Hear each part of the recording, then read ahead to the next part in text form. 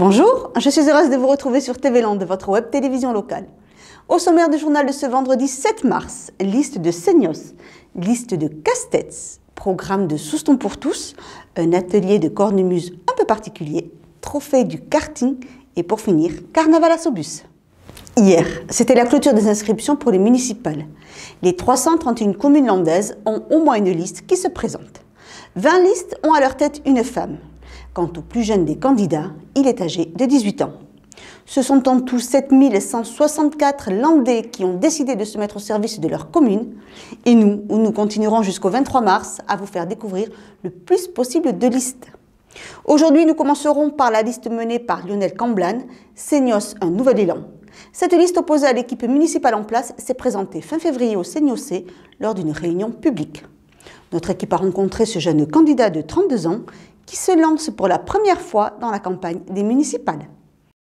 Landais de souche, Seignossais d'adoption, enseignant supérieur, diplômé en sciences de gestion, Lionel Camblan a fait le choix de se lancer dans les municipales à Seignos face au maire sortant. C'est parti d'un constat de mauvaise gestion de la commune. Donc Jean-Jacques a essayé de monter une équipe pour justement pouvoir présenter une liste face au maire en place actuellement. Et donc, étant donné qu'on se connaissait depuis longtemps, il est venu me voir. Et donc j'ai accepté de prendre la tête de cette équipe. Entouré d'une équipe de 22 personnes aux compétences variées, dont d'anciens élus et de jeunes Seignossais, Lionel Camblan a composé sa liste de façon à pouvoir s'appuyer sur ses colistiers. Moi j'ai été très clair quand j'ai dit j'y vais, oui, si je suis sûr d'avoir une équipe solide, voilà, j'ai pas vocation à tout faire.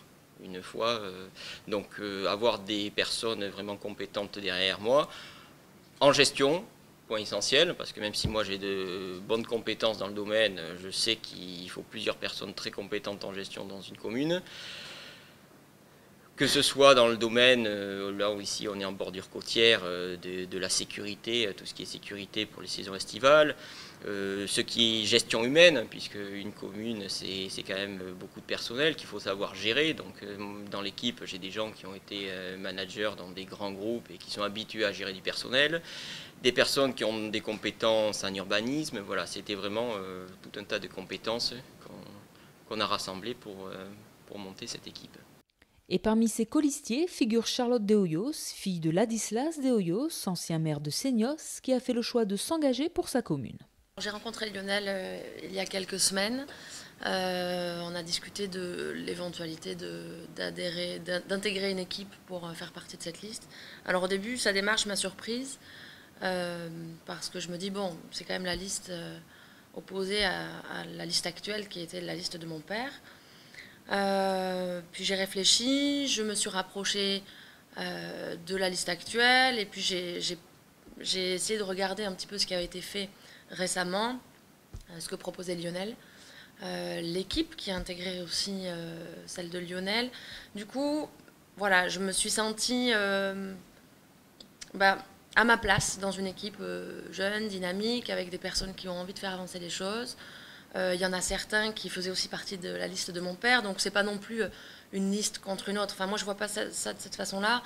Mon père s'est investi pour Seignos et j'ai envie, moi, aujourd'hui, de faire la même chose. Voilà. Seignos, un nouvel élan s'engage à améliorer la vie du bourg ainsi que les relations entre habitants et municipalités, à revaloriser l'image de Seignos afin de redynamiser la commune et à redresser les finances de la ville.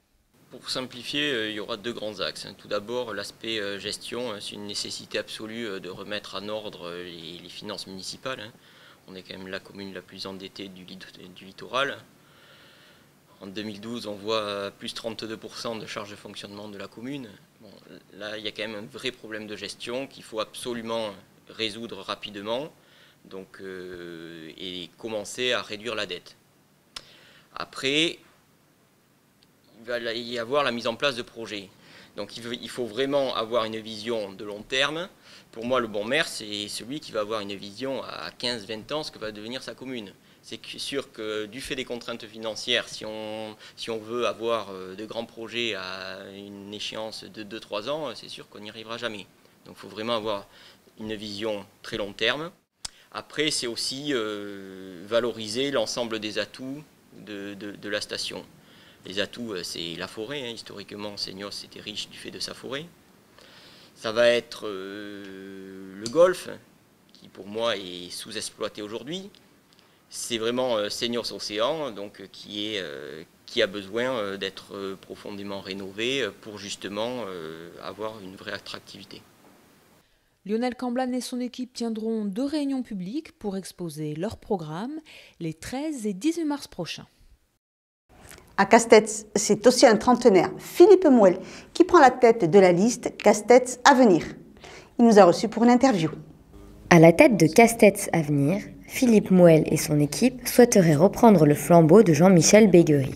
Je ne cache pas que le mandat municipal, c'est le plus beau mandat, c'est-à-dire que vous faites des choses concrètes. Quand vous sortez de réunion, vous avez l'impression d'avoir servi à quelque chose. Pour cette équipe, moi j'en suis très fier. C'est vraiment mon petit bébé. C'est le résultat que j'espérais. On a commencé donc par le petit noyau dur des anciens. On s'est retrouvés entre nous. Donc sur les 19 anciens, on est 9 à repartir. Et après on est allé chercher les nouveaux. Et ça a été un vrai plaisir de découvrir des personnalités parce que la parité nous a obligés à aller chercher des femmes. Et donc ça nous a obligés à aller chercher des personnalités. Et aujourd'hui, j'ai une équipe de 19 personnes, donc avec 9 anciens, 10 nouveaux, vraiment à la hauteur de ce que je voulais. C'est-à-dire qu'ils sont vraiment compétents, chacun dans leur domaine. J'ai un géomètre, j'ai une ingénieure, ils sont disponibles. Disponible pour la mairie, mais disponible aussi pour la communauté commune, puisque les réunions, c'est la journée. Si Castets, les représentants de Castets ne peuvent pas y siéger parce qu'ils travaillent, ou etc., c'est la voix des Castésiens qui ne peut pas être défendue. Donc ça, c'était très important pour moi quand j'ai bâti cette liste. Je veux être cet élu, ce maire-là, le maire visionnaire, le maire qui anticipe, et qui saura saisir les opportunités pour l'avenir, pour que des industries puissent venir, que des services nouveaux puissent venir. Castets, on a cette chance, on a les emplois qui n'arrêtent pas d'augmenter. On a aujourd'hui près de 2000 emplois pour 2000 habitants, on a presque autant d'emplois que d'habitants, donc autant vous dire que les gens viennent de partout pour venir travailler chez nous. On a ce projet là donc d'extension de la base logistique Intermarché qui va doubler de volume et qui va amener 200 personnels en plus. On a un projet de création d'une nouvelle zone d'activité, la zone du Pinsant à côté de la Copadax, qui permettra d'avoir des terrains à la disposition des investisseurs. Via la communauté des communes aussi, qui a ce rôle aussi de développeur économique. On a un des taux d'imposition de taxes d'habitation et de taxes foncières les plus bas du canton. Et ça, on y est très attaché. J'y suis très attaché et mon équipe aussi. Donc ça, on va tout faire pour maintenir ces taux le plus bas possible. Il y a aussi le mieux vivre, le bien vivre à Castets. Philippe Mouel a beaucoup de projets pour la ville de Castets s'il est élu, avec entre autres cette nouveauté qui lui tient particulièrement à cœur. C'est tout bête, penser qu'une voie cyclable puisse créer du lien social. Mais si ça crée du lien social, puisque le week-end, vous avez les personnes âgées qui se promènent, les familles avec les enfants, la poussette, et ils se croisent, ils discutent. Et il y a ce théâtre de verdure là auquel je pense, où ils pourront se retrouver là ensemble. Il va se situer sur la plaine de l'Escurion. C'est derrière la maison de la chasse, je parle pour les Castésiens, pour qui situe un petit peu le projet. Il sera au centre de la liaison de 2 voies cyclables qui rejoindront les lotissements du nord de Castets, Ladoux, Mouliotte, et le lotissement du sud, Bousquet, Les Chênes, Semiliou et le Stade. Donc il sera là au milieu, un petit peu comme une halte. Et ce théâtre donc, de verdure et arboretum, ça sera la même chose, donc avec des plantes locales qu'on mettra sur ce territoire-là, nous permettra de faire des petites animations au beau jour. Une réunion publique sera organisée le 21 mars à 19h30 à la salle du Barat. Et pour ceux qui ne pourraient se déplacer, Philippe Mouel organise sur son site un chat les 11 et 18 mars. Et à Souston, Jean-Yves Montus, accompagné de son équipe nommée Souston pour tous, a dévoilé mercredi dernier son programme.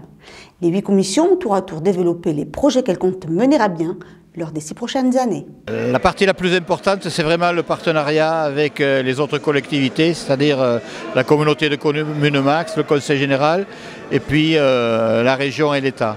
C'est vraiment l'axe fort de notre programme, avoir réussi à monter des projets qui ont reçu l'assentiment de tous ces partenaires. Dans 3 domaines particuliers, vous l'avez bien vu, que ce soit le domaine sportif, le domaine des aménagements urbains et routiers, le domaine de l'environnement. C'est vraiment les 3 points forts de notre programme. Nous avons été raisonnables, vous savez que le projet comprend les mêmes sommes que ce que nous venons de faire en 6 ans. Nous avons des finances de la ville qui sont saines et les partenariats avec le Conseil général et Max seront à peu près au même niveau que ceux de ce mandat-là, nous permettent d'avoir un programme cohérent, financé, qui répond aux besoins de notre population. On a construit la communauté de communes pour ça. On est devenu la plus grande communauté de communes du département des Landes et de loin, puisqu'on a dépassé les 60 000 habitants. Et quand on est 60 000, on peut faire des choses. Alors le président Kerrouche a bien précisé qu'il fallait qu'on mutualise tout un tas d'activités, tout un tas de services publics pour diminuer les coûts. Mais en ce qui concerne les investissements, c'est un extraordinaire levier d'investissement. Et vous avez vu que sur la ville de Souston, la commune et Max vont investir à peu près à la même hauteur, autour de 5 à 6 millions chacun, ce qui fait qu'on peut doubler les investissements qu'on ne pourrait jamais faire si on n'avait pas la communauté de communes. Sur les groupements de commandes que nous avons faits pendant ces 6 années, nous avons, selon les groupements de commandes, pour la téléphonie, même pour les couches, pour vous dire, on a fait de tout, on a gagné entre 10 jusqu'à 27% d'économie parce que nous faisions les commandes collectivement. On propose de systématiser ces démarches pour faire plus d'économies. Le PLU que nous venons de faire est calibré pour 10 000 habitants environ, ce qui veut dire que dans le courant de ce mandat, sûrement au bout de la 4e année, il faudra qu'on remette un PLU en chantier en fonction des évolutions que l'on sent venir.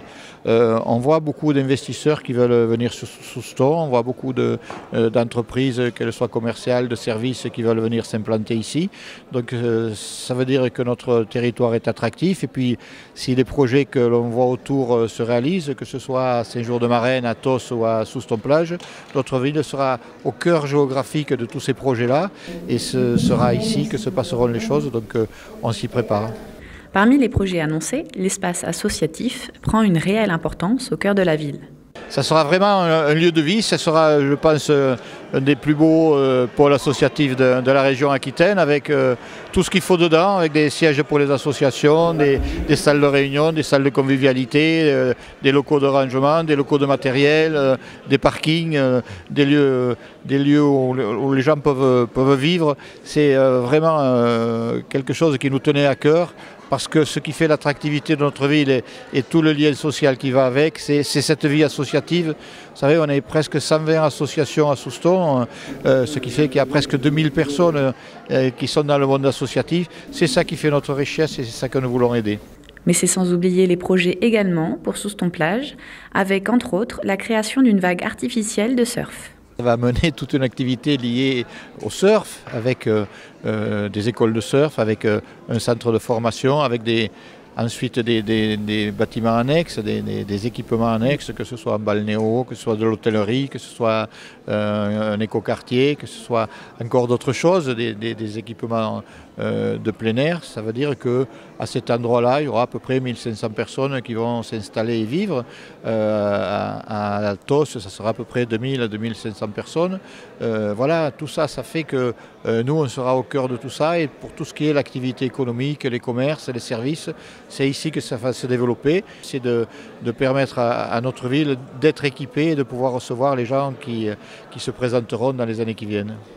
Si je me réfère à ce que j'ai entendu dans les semaines qui viennent de passer, monsieur le préfet a annoncé la livraison du complexe golfique de Tos pour 2018. Saint-Jour-de-Marenne, ça va démarrer l'année prochaine sur 2 ou 3 ans. Le projet ressources, il devrait démarrer en 2015 pour 2 ans. Voilà, c'est dans le courant de ce mandat que tous ces projets vont démarrer et voir le jour. Quand on sort d'une réunion comme ça, où les gens adhèrent, vous avez vu, il y avait des représentants des 2 listes, les questions étaient plutôt sujet d'étonnement de la richesse de ce programme-là. Alors moi je connais un peu ma ville, je pense que le programme qu'on présente répond aux besoins des gens et que j'ai bien confiance pour qu'ils y adhèrent. Les fameux TAP, ou temps d'activité périscolaire prévus dans la réforme des rythmes scolaires de Vincent Payon, ont été mis en place dès cette année dans de nombreuses communes de Max. À l'école de l'Île Verte de Souston, Yann Cauzian, professeur au Conservatoire des Landes, anime un atelier cornemuse landaise pour le plus grand plaisir des écoliers. Regardez. Depuis septembre, après les heures de classe, Yann Kozian fait découvrir aux élèves de l'école de l'Île Verte son instrument fétiche, la boueux, la cornemuse landaise. Et pour pouvoir initier les élèves à cet instrument, le professeur de musique, qui est aussi fabricant de boueux, a bricolé quelques cornemuses adaptées pour les enfants. Qu'on appelle des bouhottes, oui. Donc dans un tissu dont vous reconnaîtrez la facture, voilà, qui est fabriqué tout près de Souston. Donc voilà. Et puis ensuite, j'ai récupéré des stylos dans les classes qui font les porte-vents, c'est l'objet par lequel on remplit la poche. Et puis après, voilà, avec de la matière plastique, un peu de bois, on en a fait des instruments qui sont des vrais instruments de musique, c'est des instruments qui jouent en do majeur. C'est pas du tout, ça peut paraître des jouets et c'est un peu le but là aussi de faciliter l'appréhension de l'objet, de désacraliser la chose pour qu'il puisse le prendre facilement, mais en même temps de vouloir en faire des vrais instruments de musique. Donc il y a vraiment la possibilité de jouer ensemble. Pour tous, la pratique de la cornemuse landaise est une découverte qui demande souffle et coordination. D'appuyer sur la poche en même temps de bouger les doigts sur devant, c'est assez dur quand même. Ben aussi, on s'essouffle vite, donc on a la tête qui tourne au début, mais après, une fois qu'on sait qu'il faut appuyer sur la poche, voilà, c'est plus simple. L'harmonie entre ces jeunes musiciens reste encore à travailler, mais l'essentiel n'est pas d'en faire des virtuoses. Mon objectif, l'objectif de ma rencontre, c'est de faire découvrir à la fois le patrimoine que représente la boue, la cornemuse landaise, mais aussi de commencer à leur donner des prémices de pratique musicale. C'est peut-être même pour certains les seuls qu'ils auront de leur vie, et donc leur montrer en même temps l'accessibilité de la chose. C'est comment dire, pas dédramatiser, mais enlever un peu un côté sacralisé qu'il pourrait y avoir sur l'apprentissage musical, leur montrer que ça peut être quelque chose de ludique. En même temps, j'essaie aussi de montrer qu'il y a des règles, que la musique comporte une part d'écoute, une part de respect de l'autre. Donc il y a le patrimoine, l'accessibilité à la musique, et puis aussi un côté de comportement qui est nécessaire dans la vie de tous les jours, aussi en musique. Pour ces élèves de CM2, les séances de boueux sont terminées. Au retour des vacances, Yann Kozian fera partager avec une autre classe sa passion pour la cornemuse landaise. Alors maintenant, prenons un peu de vitesse avec une discipline de sport automobile peu médiatisée, le karting. Le week-end dernier, sur les circuits de Magescq, avait lieu la première manche du trophée kart UFOLEP Aquitaine. Spectacle et sensations garanties. Une centaine de pilotes de tous âges, répartis en 7 catégories, étaient présents au cœur de la forêt landaise sur les circuits de Magescq pour l'ouverture du trophée kart UFOLEP Aquitaine.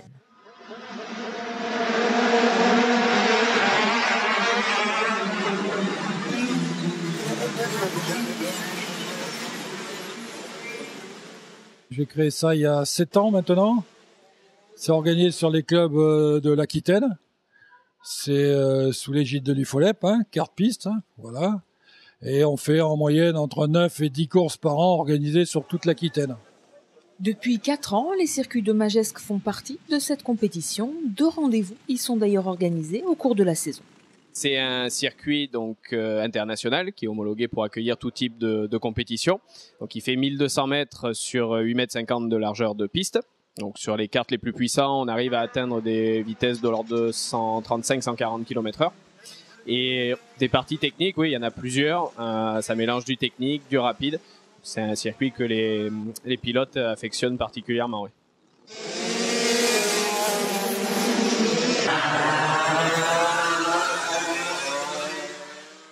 Si le spectacle a lieu sur la piste, où les pilotes bataillent pour franchir la ligne d'arrivée à la meilleure place, une partie de cette réussite se joue en amont, dans les stands.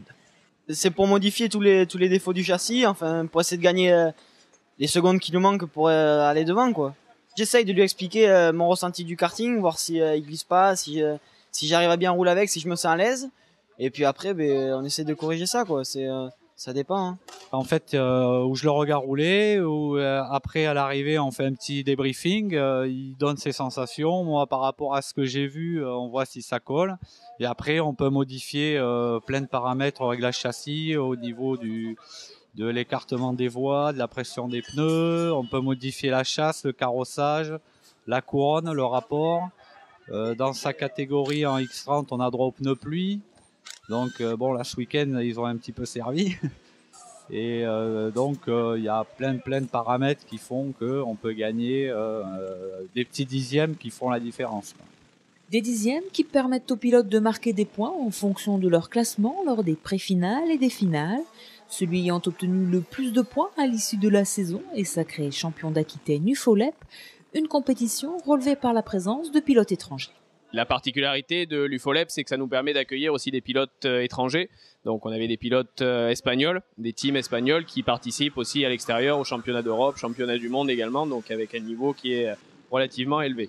D'ailleurs, ils l'ont prouvé avec un podium dans la catégorie vitesse. Si le karting est un sport peu en vue, il n'en reste pas moins une des meilleures écoles pour former les futurs pilotes de course. Pour vous aussi, tentez l'expérience. Les circuits de Magescq sont ouverts à tous toute l'année et proposent même des cours de pilotage aux plus jeunes. Le carnaval, vieille tradition où tout ce qui était habituellement interdit devenait permis. Aujourd'hui, le carnaval est toujours aussi populaire, mais c'est considérablement assagi. Notre journaliste est parti à la rencontre des chars de Saubus. Malgré le temps incertain, le carnaval de Saubus a bien eu lieu. Ballons, déguisements et confettis n'ont pas manqué à cette journée de fête. Aujourd'hui, c'était un peu mitigé, on ne savait pas si on allait sortir ou pas. Puis tout compte fait, on avait un créneau horaire, on est sorti. On a, je pense, un très joli défilé avec un peu de monde. Je suis très content des chars et des gens qui ont travaillé pour ces chars. Ça fait plusieurs mois déjà que plusieurs bénévoles viennent travailler sur les chars. Confectionner les coquillettes par les personnes âgées et moins âgées. Il y a des associations, il y a l'association de la pelote, on a l'association des parents d'élèves, l'APE, et après c'est pas mal de quartiers. C'est quartier de la Pierre Longue, après c'est des amis qui font des chars, c'est une grande famille. Et malheureusement, on a commencé en retard puisque le village a été un petit peu immergé avec ces inondations. Donc on a dû commencer début janvier. Cette année, on a un petit peu changé. Normalement, c'est que des coquillettes, que des petites fleurs en crépon. Cette année, on a travaillé avec de la peinture. On voulait voir quel rendu ça avait. Là, du coup, on ne sait pas pour l'année prochaine si on va revenir sur du crépon ou des coquillettes ou si on va rester avec de la peinture suivant ce que les gens vont nous dire. Ça fait 2 ans qu'on met qu'une semaine pour le faire. C'est pas des grands chars comme les chars fleuris. Donc c'est vraiment une semaine, non 2 semaines. C'est que de la récupération qu'on a sur le char. Et c'est en voyant les idées de nos parents, on cherchait un thème qui faisait rappeler un peu les souvenirs et qui plaise à tout le monde. C'était assez drôle, surtout pour certains qui n'étaient pas là l'année dernière. Ce thème, parce qu'il était imposant, le calife était assez imposant, donc assez drôle. Et c'est un personnage qui nous ressemblait, qui était dans un humour qui nous convenait. Les chars qui, à l'époque de nos anciens, étaient fabriqués dans des fermes, donc dans des hangars personnels. Là maintenant, on a un hangar qui n'est pas communal, mais qui est loué par la mairie, par l'intermédiaire de notre association, l'Amicale Sibusat. Et donc maintenant, on a un énorme hangar qui permet de stocker ces chars. Il y a des chars qui sont assez particuliers, c'est que cette année par exemple, vous avez le char de l'APE, c'est une voiture en fait. C'est une voiture qui a été découpée au niveau des portières et il y a un châssis métallique avec donc une armature métallique recouverte de bois. Et donc en fait, il y a une voiture et vous avez un chauffeur qui est à hauteur du plancher et qui conduit comme une voiture. Mais bon, quand on voit la caisse en bois se déplacer, c'est assez rigolo. Autrement, il y avait le char qui était avec Francis, un char avec des vaches, un vache et un taureau. Et là, il avait mis carrément devant, et ce qui fait qu'il faisait évoluer son tracteur comme s'il allait taurer le public, quoi. Donc il y a différentes manières de faire des attelages. Il y a eu une année où il y avait 2 remorques tirées par un tracteur. Depuis quelques années, on a des personnages assez grands, quoi. Ça fait déjà 3 ans qu'on est sollicité par la ville de Dax pour ramener nos chars. Ça permet de donner un peu plus d'engouement à la ville de Dax.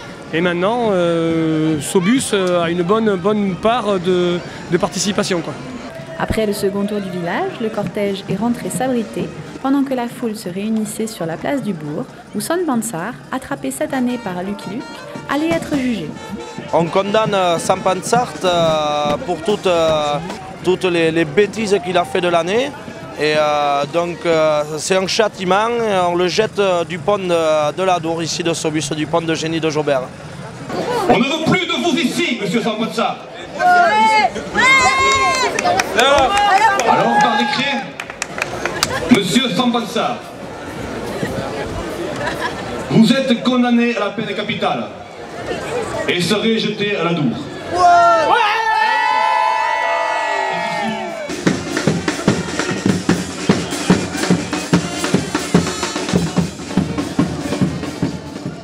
Après voilà, il y a une soirée où on se retrouve tous à la bodega, entre amis, et on reparle du carnaval, des anciens carnavals qu'il y a eu.